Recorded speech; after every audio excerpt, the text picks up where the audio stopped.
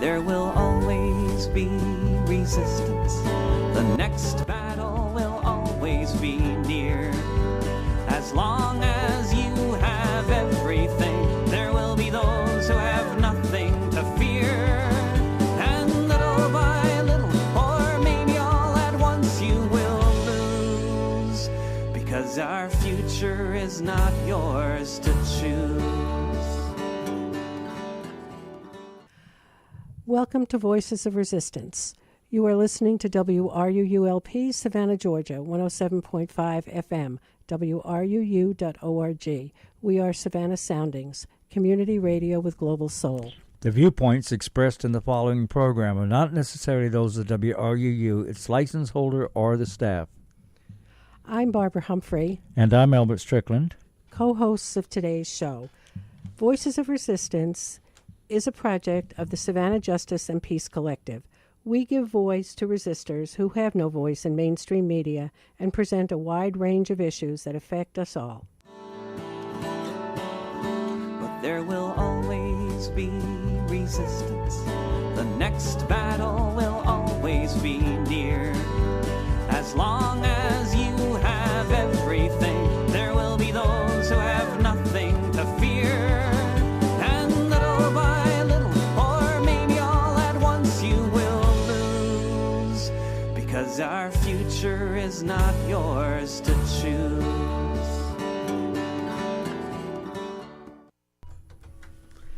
Welcome to Voices of Resistance.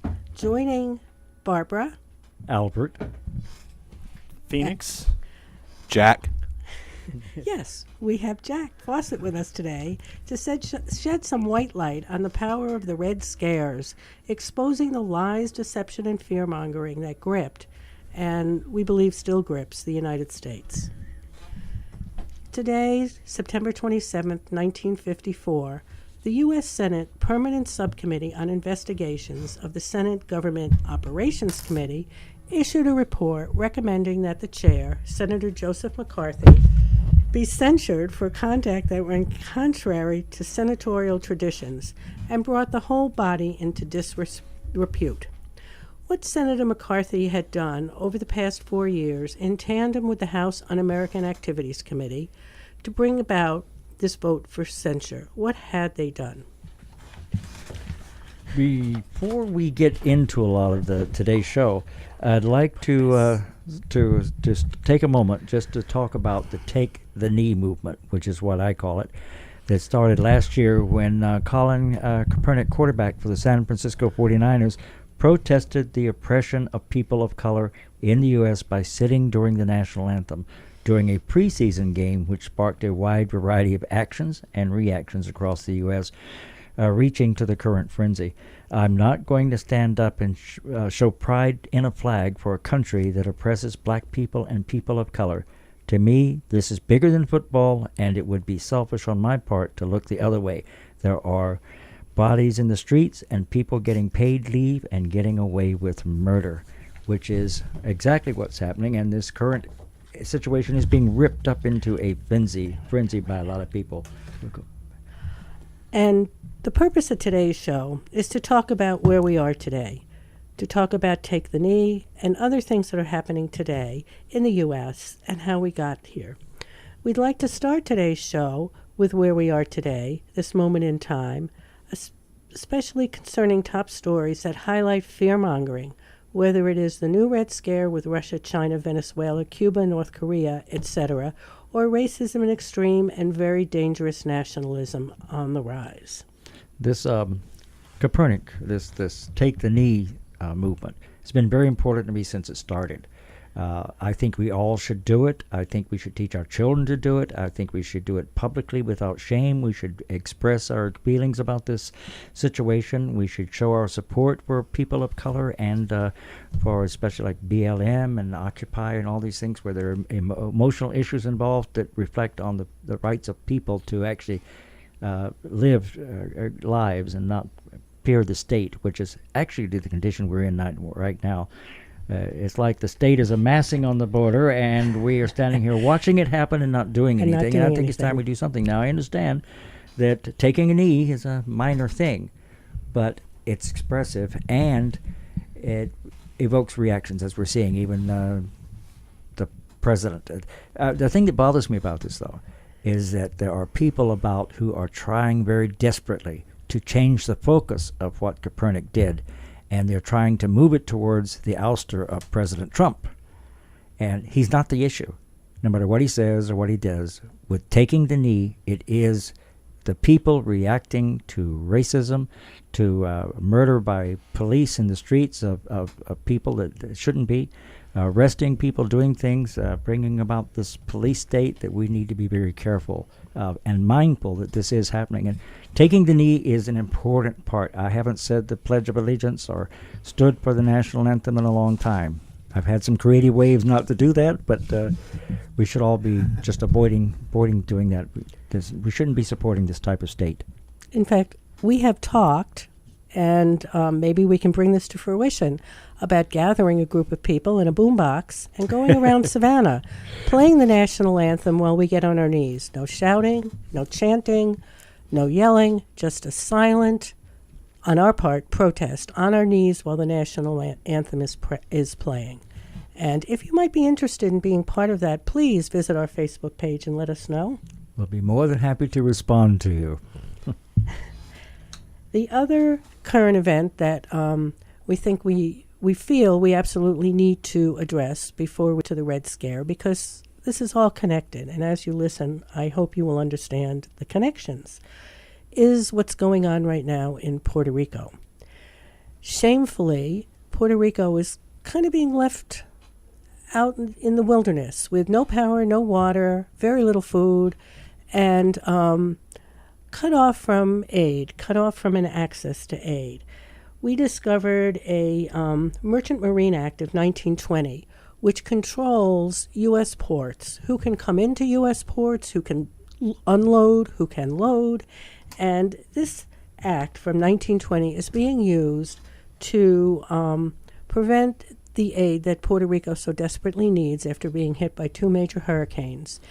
In fact, over the weekend, I believe, there were, or maybe even before that, there were comments that Puerto Rico sort of brought this on themselves because they didn't keep their infrastructure up, and by the way, they're in such debt.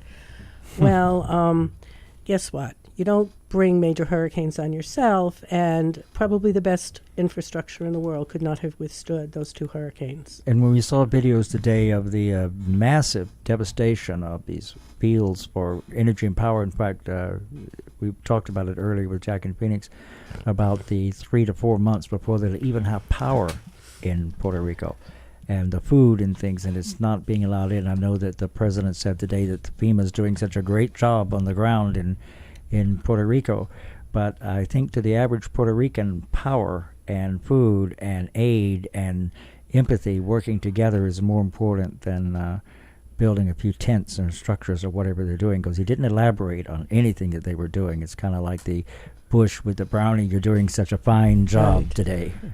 I can't believe that they're doing anything more than the bare minimum if they say it's going to take 4 months. The U.S. government, that is. Right. And, something we learned a while back, what is it, 2 weeks you can live without food, but 2 days without water? Is that? It's 3 days without... 3 days without water, 3 months without food, 3 minutes without air. Thank you, Jack. Okay, thank See, you. that's why we have Jack on the show. He knows all this stuff, so... Thank you. So, if anybody in town does have information on relief efforts, local relief efforts that they can trust that the money will actually get to the people who need it, please let us know that on our Facebook page as well. Yeah, certainly Puerto Rico shouldn't be punished for something that they had no control over.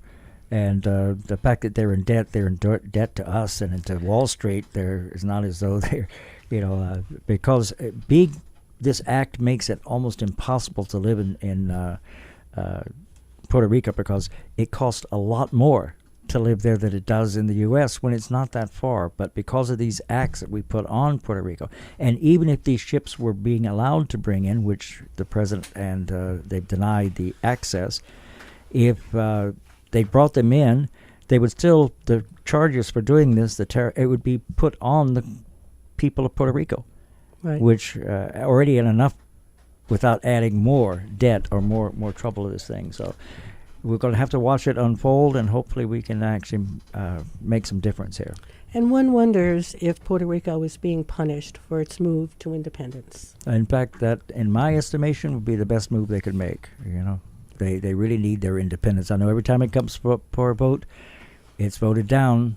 But we know how they claim votes can be manipulated. So this certainly puts the pressure on us. So. Right. We were talking some politics too, and it's interesting you're talking about their independence and how ultimately, the American Revolution and all of the stuff that stirred up right here in Savannah was for those independent efforts. Even though they say it was the lower class here in the city, it's not really all lower class in Puerto Rico. That's something to be considered, that, it's one of our territories, and we should be able to take care, like I was saying earlier on some of that old Savannah Magic, that we have the resources to help them out right now. And those that are big industry that have those resources, please reach out and just send those things along and help these people get back in order, because ultimately it retains a market for you. Don't let this be another Haiti. Right. Not another Haiti. And as we talk about Take a Knee, and as we talk about Puerto Rico, it leads us into the conversation of today's show, which is the Red Scare. Many of you are probably too young to remember certainly the first one. And perhaps I'm too young to remember mostly, the first one. and definitely the second one. But here we are in the third one. And basically our third Red Scare, Russia military baiting in Syria. And now Korea. Accusation of Russian intervention in U.S. elections in 2016. Which, by the way, has had not an ounce of evidence presented that is factual, that can be proven. Right. Military maneuvers in North Korea, kind of, shaking the stick at China, at North Korea, and the installation of a weapons system in South Korea called THAAD. And also the recent military maneuvers between Japan, South Korea, and the United States, which was massive. It cost us hundreds of millions of dollars to pull this thing off. Yes.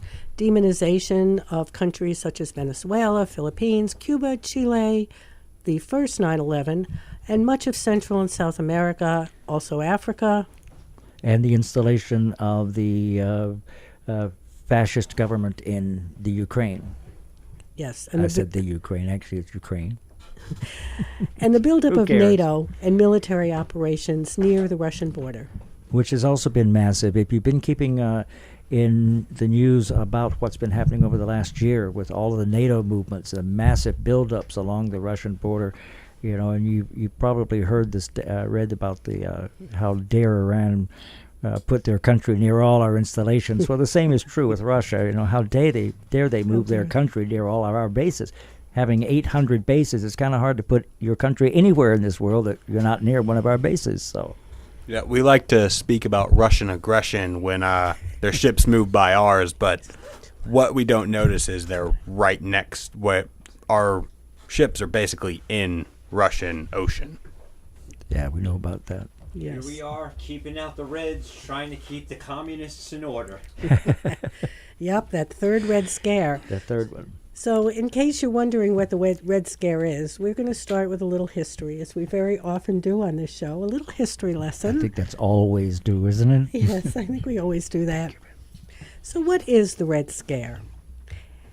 We looked at a couple of different definitions and came up with the Red Scare being the promotion of widespread fear by a society or a state about a potential rise of communism, anarchism, or radical leftism, with red being that color of revolution, of socialism, of social movement, and the common banner of the workers' movement. Absolutely. Red has always been, red and black has always been the colors for the workers of the world, It's the workers of the world when these movements began back in the 1800s, 1840s, 1850s, 1860s, when all these movements began towards the building of a labor movement in America.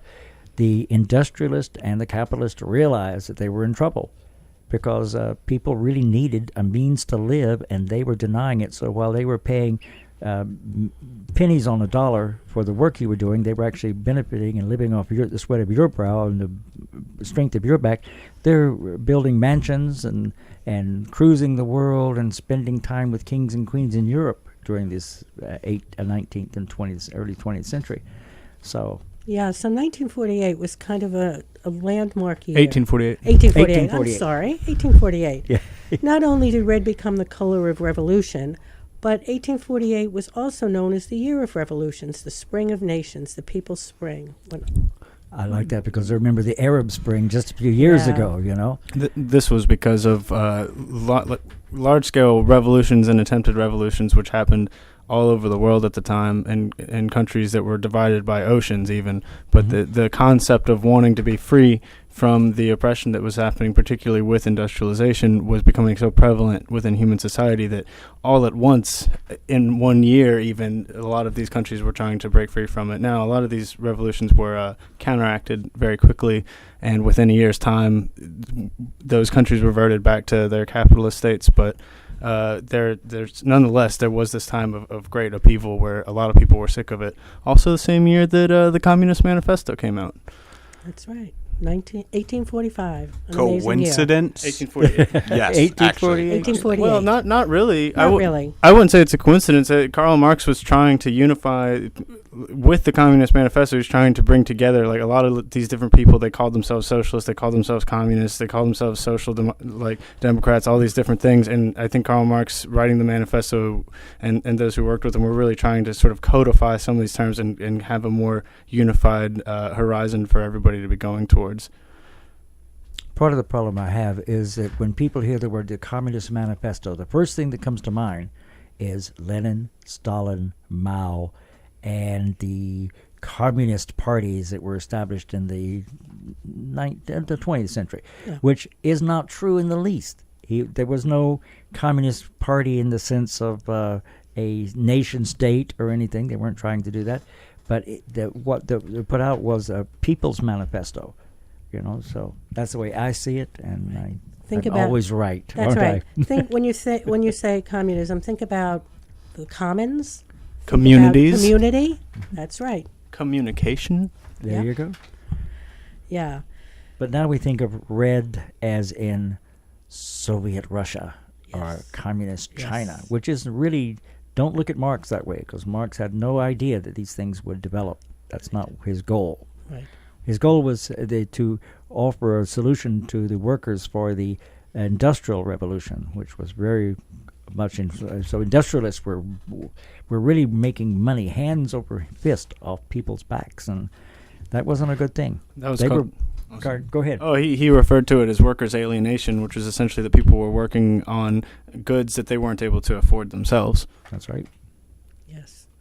So 2 Red Scares have been defined in the history of this country. The first one beginning in 1917, theoretically ending in 1920, and the second one beginning after World War II in 1945. And we're not quite sure how to define that ending. Some of us might think that the first Red Scare never really ended. Kind of like the World Wars. Yeah, kind of like the World Wars. It's kind of like a continuation, because if we got into this, we discovered there is no, it's not like the signing of peace treaties or anything, and all at once it's over in 1920. We moved to the 1921. Communism's 22, cool now. 25 Yeah, 26, 27, 30, and you know, so, and then, so this is an ongoing thing. It's just had its ups and downs, and depending on how we want to look at it. But actually, I see it as just a continuation. It didn't begin again in 1945.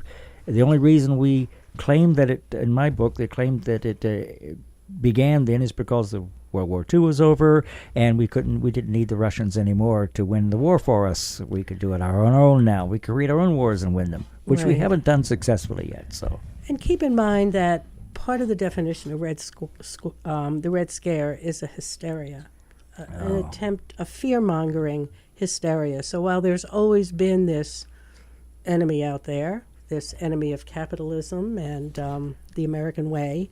It's not always been a hysterical. Superman, leaping buildings in a single bound for justice, freedom, and the American way, right? Right. All these superheroes come up from this time period, too. And part of the problem that I have with this time period is because I remember it, Barbara remembers it, I'm sure that Jack and Phoenix don't, where we had to hide under our desk and put our hands over our head because we were going to be in a nuclear attack soon, and we could save ourselves that way. And there was also all these other good build bomb shelters all over the country, and we did, and people could outfit them. Well, guess who made money off all this, sort of thing. So, yeah, it was a time that wasn't Hysteria. exactly a good time. Yeah, hysteria. Everyone was walking around as comedy. The TV shows were always portraying the Red Devils. And I remember seeing the stories, even in the history books, the pictures in the history books, of the Russian people in dour clothing, starving to death, walking in bread lines, and everything looked so drab and horrible, unlike America, where everything is bright and beautiful and sunshiny. One of my favorite instances of this hysteria was used as advertisements for paper towels. Because if you didn't get these paper towels, the other ones were too rough, you see, it would cause your workers to become communists and try and overthrow you. And the tagline for this ad was, "Is your bathroom breeding Bolsheviks?" Oh, my Well, God. be glad it wasn't toilet Boy. paper. See, so we're all right. If your boss isn't getting good toilet paper, organize, unionize, get workers control over your business for better toilet paper. Absolutely. That's great. It's an important commodity. That's really great. Actually, after World War I, there was a rise of rebellions around the world. Some of it because of the breakup of empires as a result of the war. Also, the Russian Revolution in 1917. Which is not to be confused with that's the first revolution, not to be confused with the Bolshevik Revolution, which was 6 months later or so. Yeah, the February Revolution, and then, of course, the October Socialist Revolution. Right. But most Americans think it was only the Russian Revolution. That was it. Right. And the communists took That's over, right. and everything went to Right. in a handbasket. Yep. But instead, there was nations from all over the world who were invested in this, and they sent troops, including the U.S. and Japan, to go make sure that the commies did not win out in that civil war. Yeah, we invaded Vladivostok with thousands of troops. What was the other one? Archangel. Archangel, yes. And they Yes. stayed there for years. So this is 1918, 1920. Yeah. And there were a lot of other instances, too, Right. We of have these revolutions around the world at the time. Mexico, South Africa, Korea, India, people rising up, Ireland, Turkey, Vietnam. Syria, Vietnam, yes, Indonesia, Ecuador, yeah. Syria. Some of these names we hear today still going on. People struggling. Nicaragua. Right. Nicaragua with Sandino. So at the time, after, the imperial powers won the war, but then they looked around and saw these rebellions and, created this hysteria to hyper-nationalism, to get people to, with fear, to behave in certain ways. Which is where we are now, as far as I'm concerned. We're in this hyper-nationalist state right now. Everything. Instead of seeing ourselves as our class, or what kind of worker we are, we instead see ourselves as American. Though in reality, a worker in America has more in common with a worker in Mexico than he does with, say, I don't know, the billionaire who currently runs our country. That's right, because as these things were happening around the world, the post-World War I era also saw a rash of some pretty amazing strikes around this country, which was fear in the captains of industry. So to find a demon to bring this nationalism out was a perfect opportunity for the capitalists, for the corporate. I remember souls. a more endearing term, robber barons and Yes, things like the this, robber which is far barons. more truthful than captains of industry.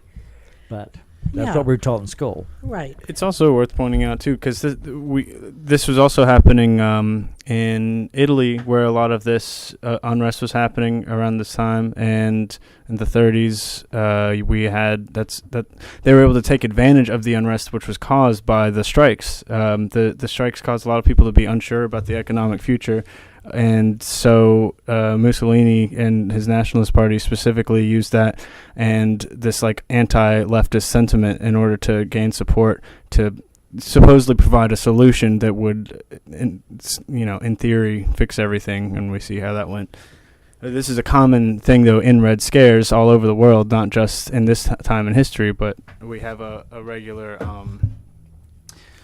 It usually it's a continuous work in tandem between hyper-nationalism and anti-leftism. They are very much tied together throughout all of this history.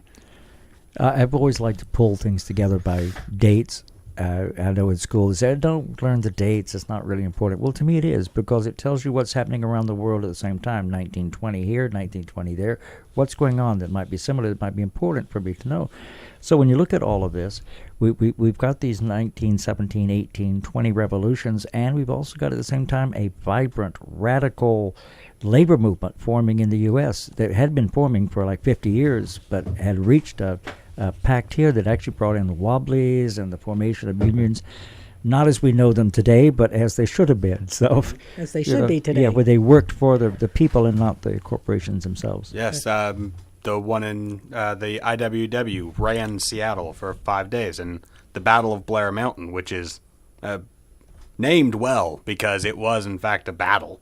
This was back when unions were armed and they could back up their demands. Yeah, the citywide strike in Seattle, yes, 5 days. 120,000 textile workers struck in New England and New Jersey. In Boston, the police even went on strike. In New York City, cigar makers, I like them, shirt makers, carpenters, bakers, steamers, and Teamsters, and barbers went on strike. 5,000 workers at International Harvester and 5,000 city workers were on the streets of Chicago. The Battle of Blair Mountain, as just mentioned, and so many other places that it's just all this happening at the same time. The world was ripe for change.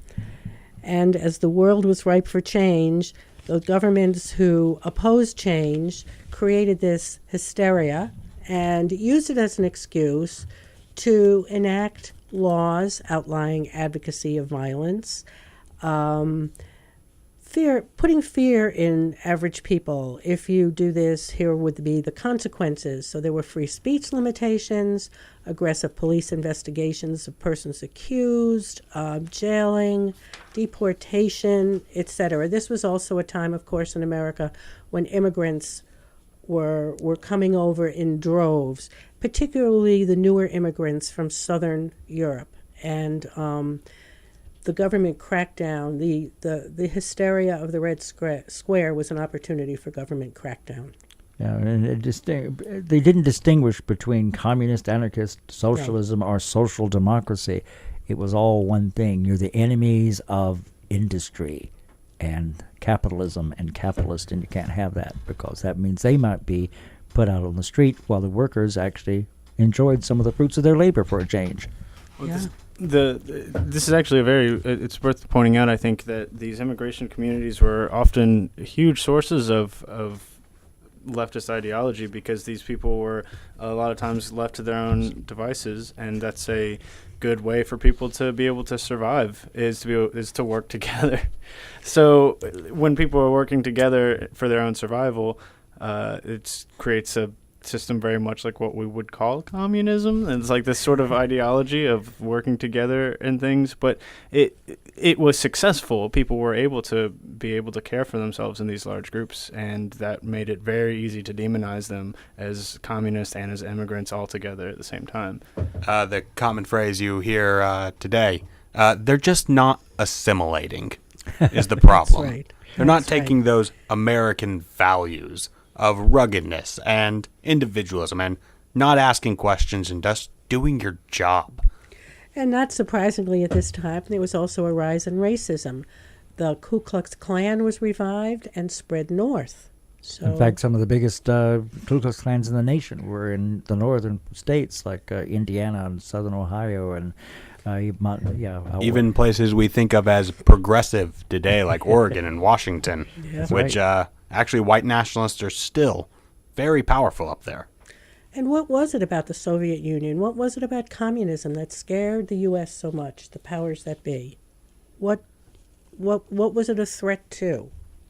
what was it a threat to, Jack? Well, the economics of the Soviet Union as the world's first socialist nation they were different. They threatened the status quo that the U.S. had been profiting, and all the other Western countries had been profiting so greatly off of.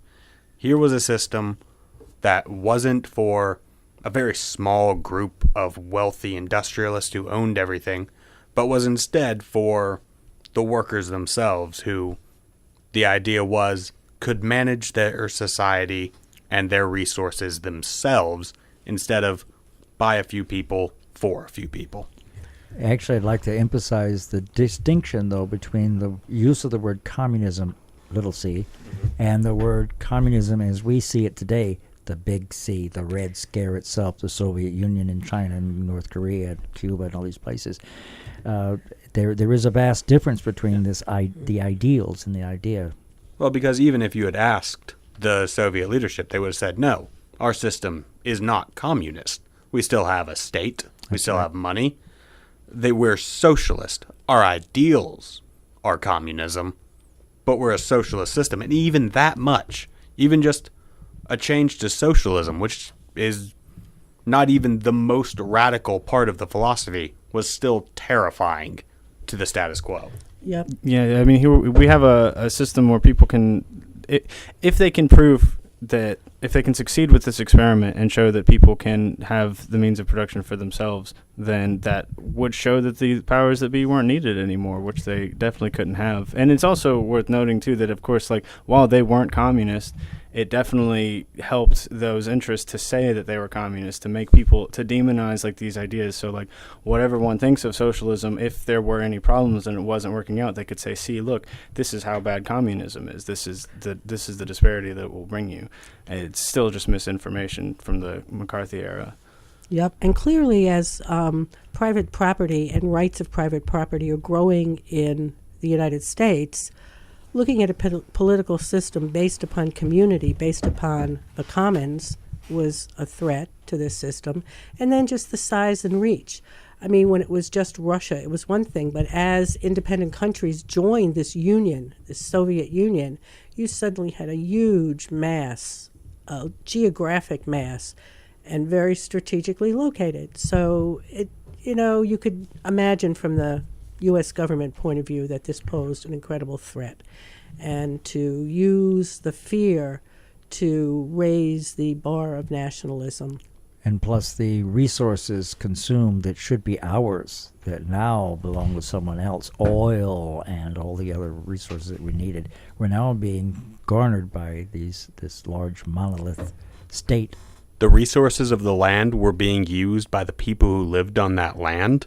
Well, that's just crazy. That's communism, Albert. That's communism. No, and we are going to stop right here and talk about a community station. This is WRUULP, Savannah, Georgia, 107.5 FM, WRUU.org. We are Savannah Soundings, community radio with global soul. And would you like to? I'll read this one. Yes. Sister Sound Showcase is a fundraiser for WRUU featuring CeCe Witt, Sarah Poole, Stacy and Josephine Johnson, and a wonderful night of music at the House of Strut at 17 West 41st Street here in Savannah, Georgia. Hear all of this great music for only a $10 donation. Don't miss this evening of music and merriment on Friday, October 20th, 2017 from 8 to 11 p.m. Be there. Okay, so now we're going to have an announcement from our corporate sponsor, Brighter Day. This portion of WRUU-LP Savannah Soundings programming is made possible by a grant from Brighter Day Natural Foods, offering produce, vitamins, and supplements, and a deli and juice bar. Brighter Day is located at 1102 Bull Street at the south end of Forsyth Park. More information available at 912-236-4703 or brighterdayfoods.com.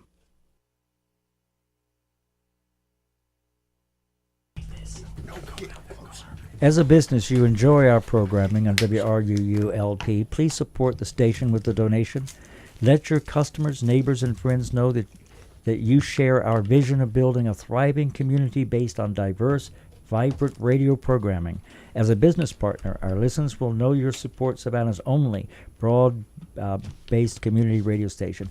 Become a tower sponsor or underwriter. To check out the levels of corporate sponsorship and to donate, go to www.wruu.org/business. Again, to check out the levels of corporate sponsorship and to donate, go to www.wruu.org/business. Thank you for listening to and supporting WRUU-LP. And thank you for listening to Voices of Resistance. As I said earlier, this is a community radio station. We rely on the donations from our listeners, from the community, from our local businesses. So please consider making a donation. You're listening to Barbara Humphrey, Albert Strickland, Phoenix Godwin, And Jack Fawcett. and today we're talking about the Red Scare. So we just completed our conversation about the first Red Scare, and we're about to move on to the second Red Scare, which came about at the conclusion of World War II. And actually, it had been brewing, a continuation of the first, but sort of took a hiatus as the U.S. dealt with the Great Depression. And then World War II, where the United States and the Soviet Union were allies against another enemy, against the Axis powers of Germany, Italy, and Japan. And after World War II, there was a recognition, and it was actually stated very succinctly by Assistant Secretary of State Archibald MacLeish, that war is good for business. In his words, as things are now going, the peace we will make, the peace we seem to be making, will be a piece of oil, a piece of gold, a piece of shipping, a peace, in brief, without moral purpose or human interest. The International Monetary Fund, set up to regulate international exchanges of currency, with voting proportional to capital contributed, assuring the U.S. dominance, which it still maintains today. During this period, the UN was created and presented as a way to prevent future wars, but in reality, it was very different. It was dominated by the Western imperialist powers, although at the time, because the Soviet Union was one of the victors of the war, they too had to be included. But it was very clear from the way it was structured that no one country like the Soviet Union could dictate to anybody else. One veto and a resolution was dead. Which still is maintained today, too, which is why the UN basically can't really do anything, because we're still at odds with each other, and the people suffer because of this. And it's a situation where we built, it was for our benefit, basically, and also the construct of NATO and other things, too. Although they can send boo hats down with guns to oppress people, like in Haiti. Which they did. Right, Yes. that's very recently. Mm-hmm. You know, and the other way you can look at World War II and the ending of World War II is the dropping of the atomic bombs in Japan. The U.S. justified the dropping of bombs by saying that it ended the war sooner than it would have, and they estimated the loss of lives if the bombs had not been dropped. Yet more recent research has shown that estimated loss of lives was not based on facts, that Japan had been ready for an unconditional surrender before the bombs were dropped. So, yes, go ahead. Actually, this was more part of the Red Scare, because we thought that this would show Russia that we are the dominant force, or the Soviet Union at that point in time, that we were the dominant force, we had the power, and if you don't like it, we'll bomb you. And additionally, not only did this show, our big new death toy to the Soviet Union, But it also helped alleviate our fears of possibly having a socialist Japan, That's which, right. in addition to the fact that immediately after World War II, and there had actually been a treaty signed to stop this civil war, but there was still a communist insurgency within China. And if that had happened, there would have been essentially just one entire socialist Asia. That's right. In fact, And- yes, go ahead. And then a very important event happened 4 years later. In 1949, the Soviet Union developed its own nuclear weapon, which changed the game board considerably. Right. I mean, the Soviet Union had stated that 90 days after the end of the European War, they would declare war on Japan. So the rush to drop the bomb when we dropped it could very well have been because we did not want the Soviet Union to declare war, to come into Japan and accept the surrender and become the occupiers. The occupiers of post-war Japan were definitely going to be the U.S. Absolutely. So the U.S. and the Soviet Union were the World War II victors, more or less, right? Right.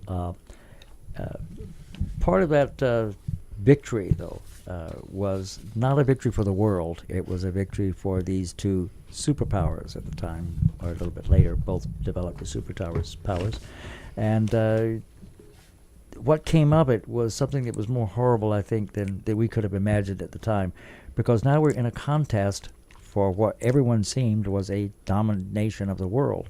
So here you have the rush to build bigger and better military machines, bigger and better bombs. Now we have bombs that can destroy people but not buildings, which is a bigger thing. And to control the destinies of more countries, to control their own populations. And so the U.S. put lessons of war to use. Wars are good for business, and a good economy quells rebellions.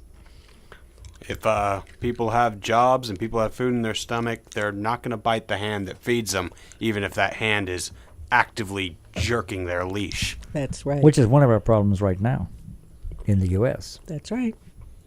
So according to Charles Wilson, the president of GE after the war, that companies like GE were so happy with the wartime situation that he suggested a continuing alliance between business and military for a permanent war economy.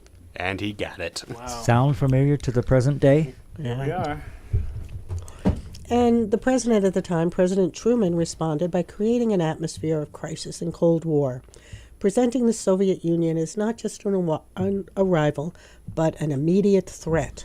And again, if you were around at those times, the building of bomb shelters, putting young kids sitting under their desk with their hands over their head, hysteria about communism, Right, total hysteria. Because hiding under your desk won't actually save you from a nuclear bomb, but it will be make you very afraid of them. Absolutely. Yes, That was its well, intent. It's really what yes. it did. And I remember even the television shows at the time, like even The Outer Limits or Twilight Zone had programs about this sort of activity at bomb shelters and what would Yeah. happen if we were Yeah. hit. And Oh, the nuclear post-apocalypse is still a fictional trope to this day. That somehow there's going to be some evil force that initiates a nuclear war, and all of society will be wiped out. Well, to be fair, a lot of these are talking about mankind's own hubris and how we eventually will topple ourselves. I mean, like Planet of the Apes, or a lot of these things are about how mankind ruins themselves with their war and destructive behaviors. I think that's what the Twilight Zone was trying to get across as well. Yeah. So here we are. Welcome to the second Red Scare. the second Red Square. Red Square. Yeah, Red Square. It's That's the what Red it is. Squall, it's the Red Square. Red Square. The Red Scare. Scare. Because today they're promoting the same thing in today, but going back to the second Red Square. We're there. Red Scare. Yes. Barbara and I are recovering from a cold, so you have to kind of... the brain is not necessarily engaged as well as it should be at the moment.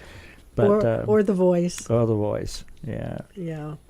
Yeah. So one of the things, the Truman Doctrine, was a program to give money, military and economic aid, to free people You who got were to buy them. resisting attempted subjugation by armed minorities, which were meant to be, which were communist parties within their country, or outside pressures, the Soviet Union. And what were some of those countries? Well, it looks like Greece, Turkey, China, Korea. I mean, and European countries. Clearly, the Truman Doctrine. Lots of money handed out to buy loyalty, buy support. Indochina, Indonesia. Yes. So what happened with China? Well, in China was the great failure of the Truman Doctrine. Despite the Kuomintang, which was the nationalist party of China, having millions of dollars and probably more millions of dollars in actual material aid, the Chinese Communist Party still managed to defeat them, mainly because they had greater ties with the people. They were a better organized force. Lots of reasons, but China was the great failure of the Truman Doctrine. Although they didn't abandon it, they held on to it. The next great failure of it was, of course, Vietnam, which at the time was known as Indochina. Indochina. But part of the thing is we have to realize is in 1945, when this scare was building up, was also a time where people who had just been freed from oppression, from colonial powers and domination for many, many decades. And they were fighting for their independence and their freedom. We couldn't have that, because then they might fall to that Soviet Union or to China, and then you have something called the domino theory. Yes. One falls in Indochina, one falls in Indonesia, and the next thing you know, they're falling in San Francisco, Dallas, Texas, and Atlanta, Georgia. If So, only. If only. Yeah. Yes, if only. So it was a very poorly constructed theory. Poorly constructed theory, but there were things that happened during that time. Again, going back to Albert's what happened at the same time and connecting the dots, the Berlin blockade. So the city of Berlin was located totally within East Berlin and within West Berlin, within Germany. Eastern Germany, Within Eastern Germany. the DDR. Yes, and so West Berlin, which was controlled by the United States and the European Britain and France. Was blockaded, and the only way to get things in and out was an airlift. There was also the communist victory, as Jack mentioned, in China in 1949, and in 1949 the Soviet Union exploded its first atom bomb. And all of these events were painted in this country as a world communist conspiracy. And then, of course, we had this thing that I challenge anyone to tell me the history of the Korean War. We don't know it. We're not taught it. In fact, we're not really taught much of this in the first place.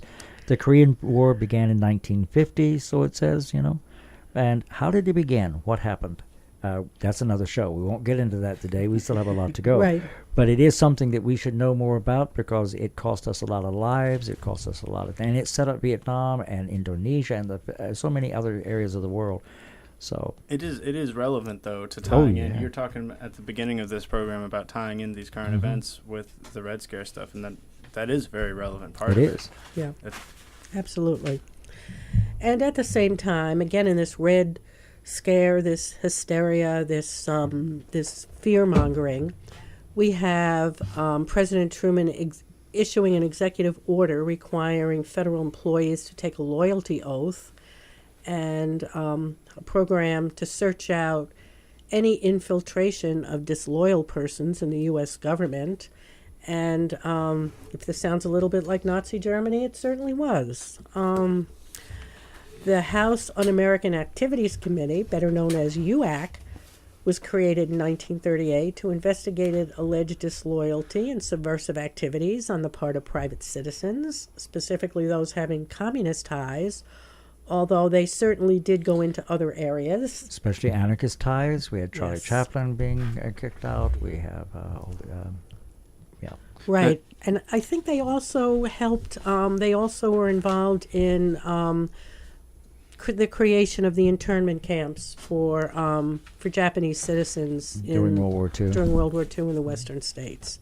This is when we're talking about. Oh wait, HUAC. We're still. Never mind. We're still in the 30s.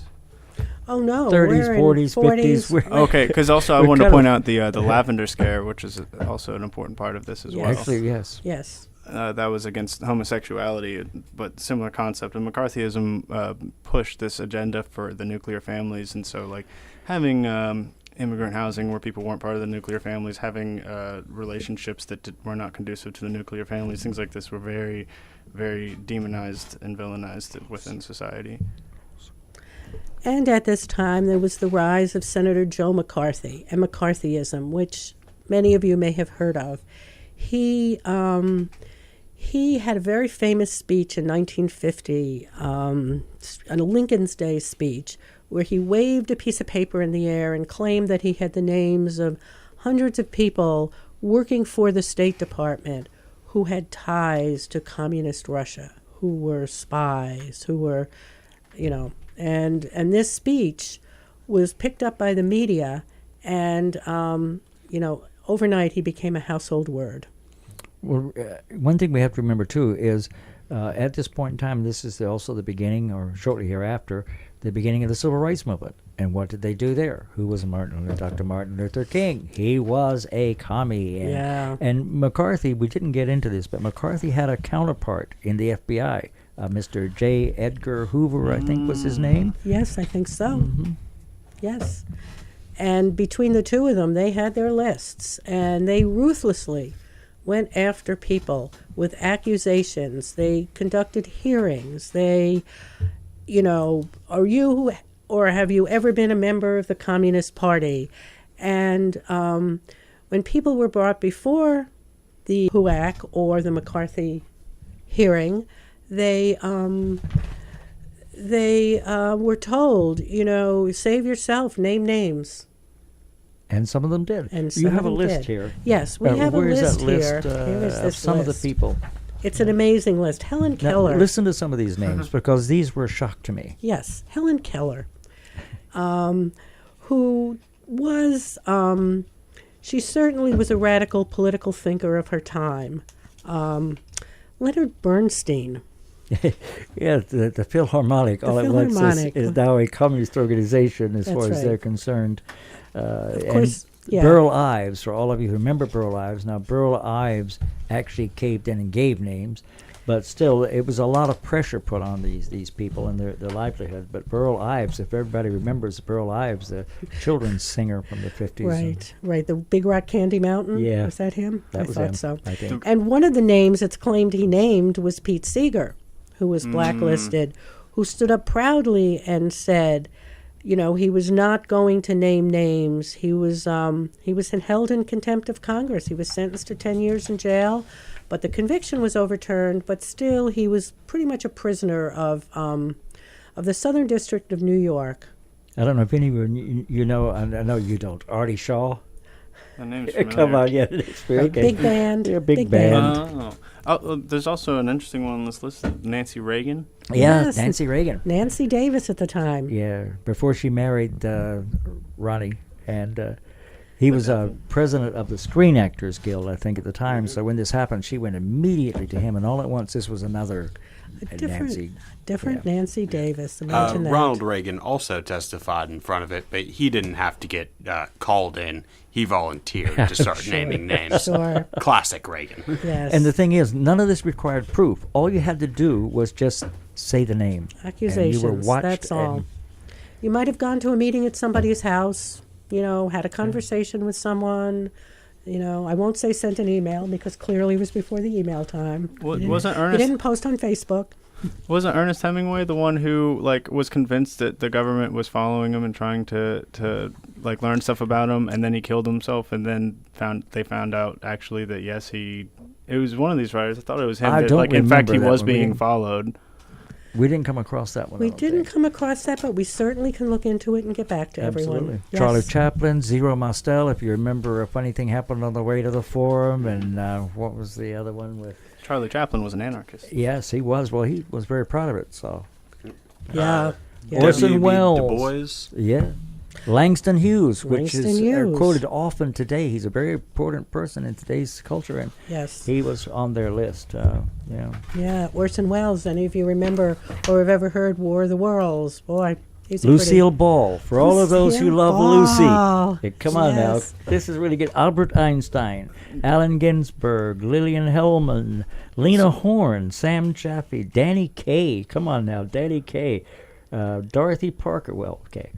So we are Edward G. Robinson.